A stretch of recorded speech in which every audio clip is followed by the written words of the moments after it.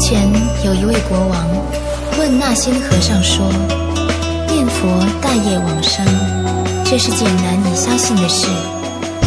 那仙问国王说，大王，如果有一块大的石头放在水上，它会沉入水底吗？国王说，一定会沉的。那仙又说，可以有方法使它不沉吗？国王摇着头说，不可能的。那仙说，如果将巨石放在巨船上面，不是可以了吗？这时国王恍然大悟，如果仗着他力，自然可以不沉。念佛众生，仗弥陀大愿传之力，出离苦海，共赴极乐，参加莲池海会，有何困难呢？